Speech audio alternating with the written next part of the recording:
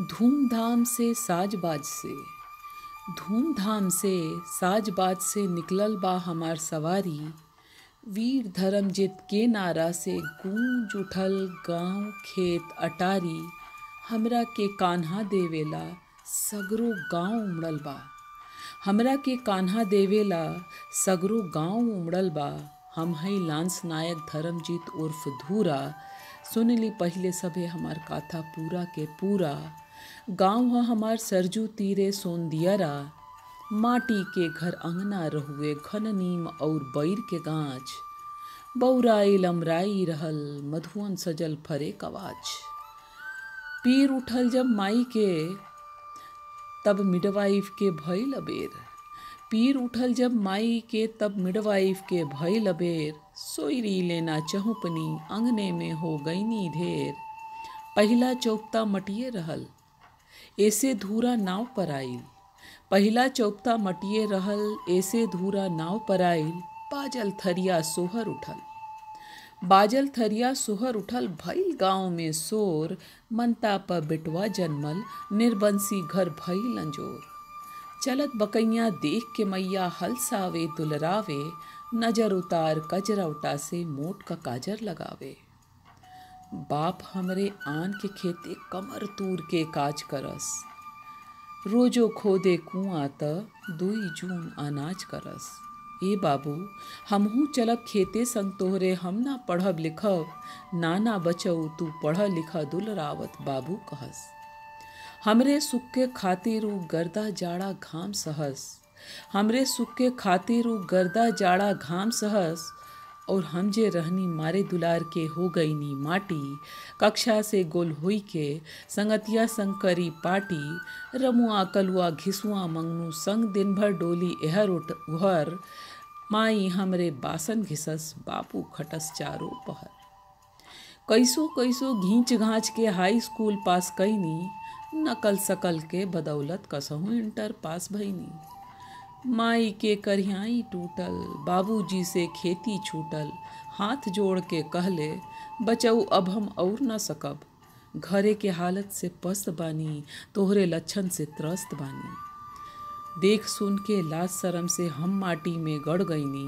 बाबूजी के गोड़ के धूरा माथा पे मल के कहनी ए बाबूजी अब हम कुछ बन के मुँह दिखाई। ई माटी के करज बहुत बा जियत जिंदगी एके चुकाइब। आगे का हुई ई बिना सोचले हम शहर आ गईनी।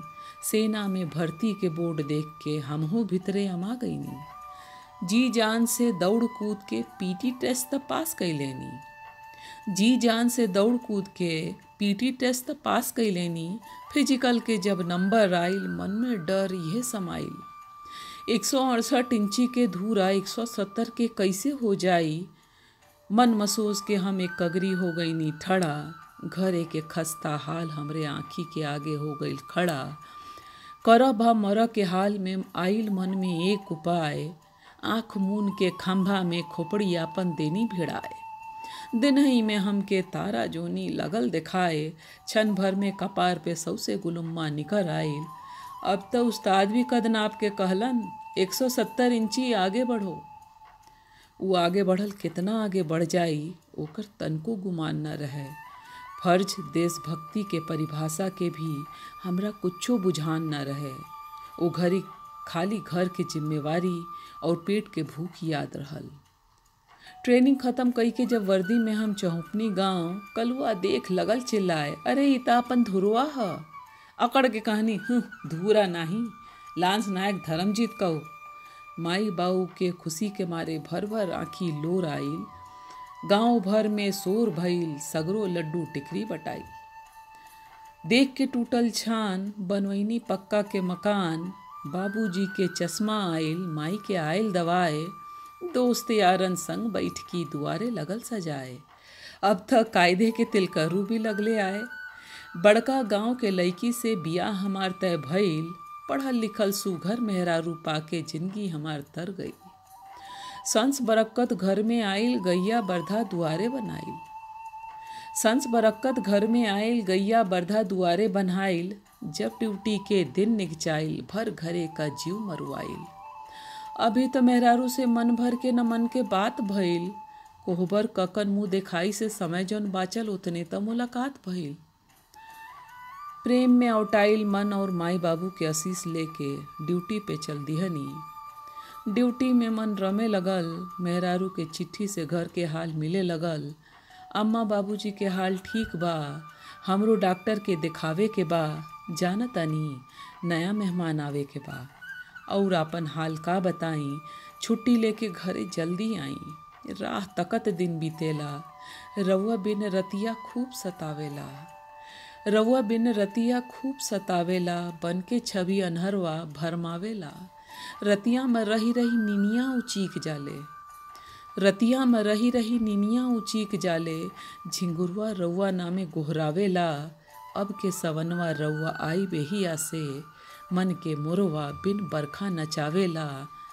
मन मत कर थोर, आ जइहे सजन तोर, कोठवा पर बैठल काग समुझावेला। रउआ बिन रतिया खूब सतावेला। बिरह में पगल ई चिट्ठी पढ़ के हम कैसे वहाँ चैन से रह सकत रहनी। अप्लीकेशन लेके पहुँच जाए सीओ के ऑफिस। आज ही मर गई है, दे दीजिए सर छुट्टी। कबो कहीं बाबा मर गई ले सर, जल्दी से छुट्टी दे दीजिए। मुंह में आग देना है उनको, बस इतनी कृपा कर दीजिए। सर भी रहले अनुभवी, सर भी रहले अनुभवी, कहले नजीक बुला के, अबे पहले बता तू कितनी तेरी आजी हैं और कितने तेरे बाबा। अबे पहले बता तू कितनी तेरी आजी हैं और कितने तेरे बाबा। नहीं है शादी तेरी, जा देता हूँ छुट्टी होके आजा। यही तरह घरे और फौज के नदी में जिंदगी नाव नियर बहे लागल। अब मेहरारू के चिट्ठी में हमार बुचकुन के टेढ़ मेढ़ लकीर पारल भी आए लागल। लकीर के भाषा कोसों दूर बैठल एगो बाप ही बूझ सकत रहल। ओके कान्हा पे बैठावे के बजाय हम हथियार कान्हा पे लेके गश्त करी। वो चिट्ठी एक बेर ना कई बेर पढ़ी। ई खाली हमरे दुख ना रहल, सब सथियन के इहे दशा रहल। मनेसर के पटीदार के झगड़ा सझुरावे के बा, त रमन के टूटल छान छवावे के बा। जगबीर के माई के इलाज करावे के बा, त सलीम के बहिनी के बियाह करावे के बा। घर से हजारों कोस दूर हमनी का एक दूसरा के दुखम सुखम के साझी रहनी जा। अब की हमार छुट्टी के दिन निकचाइल रहे। घरे से फेन चिट्ठी आई रहल, ए जी बड़ दिन भइल, कब आइब छुट्टी। अब तो बुचकुन भी स्कूले जाए लागल। अब की ओकर मिलिट्री वाला ड्रेस लेते आई, बहुत रिगिर कैले बा। ए तीज में त राउर सूरत देख के व्रत तोरी, ऐसन कट करे चिन बनी, जल्दी आई छुट्टी। पढ़ के चिट्ठी घरे जाए के उद्वेग शांत होई तो ओकर पहले ही खबर आ गई, सीमा पे युद्ध छिड़ल बा। सबके छुट्टी के अर्जी खारिज हो गई। पूरा रेजिमेंट के सीमा पे जाए के आर्डर आ गई। बुचकुन के स्कूले जात देखे के आसे रह गई। रानी के तीज में अपना हाथे पानी पियावे के पियासे रह गई। खबर सुन के मन थोर हो गई, सोचत जागत भोर हो गई। कारवां चलल सीमा के ओर, अजबे माहौल रहे चहुओर। लगातार सीमा के खबर हमनी के बतावल जात रहे। कितना सैनिक शहीद हो गईले, कितना दुश्मन मारल गईले, कितना बंकर उड़ा दिहल गई।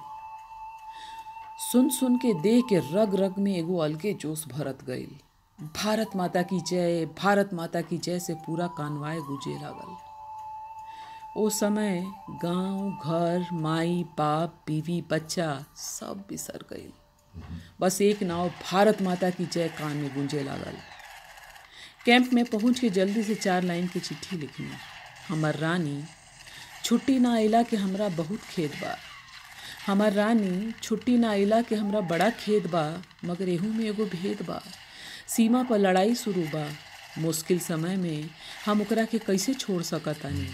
अपना फर्ज से हम कैसे मुँह मोड़ सकतानी?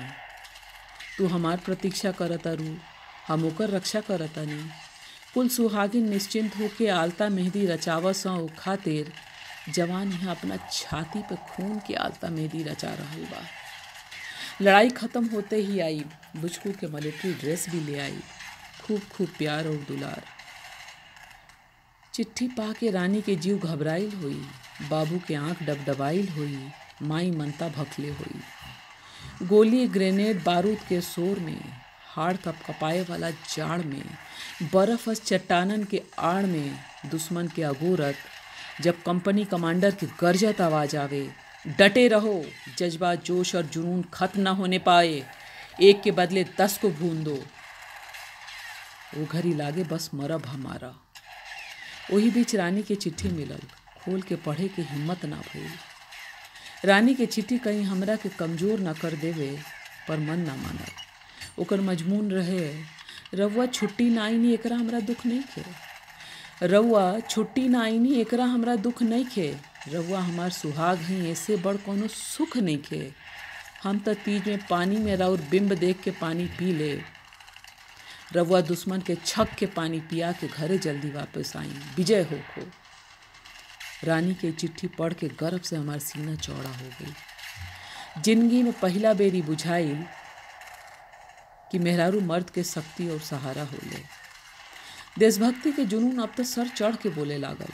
तब ले वायरलेस पे खबर आई, रात में पहाड़ी पर दुश्मन के बंकर उड़ावे के बाद कंपनी कमांडर कहले, काम जोखिम भरा है, दुश्मन ज़्यादा हैं और हम कम, बाकी बल सदस्यों के आने का इंतज़ार नहीं कर सकते, इसलिए तैयार हो जाओ।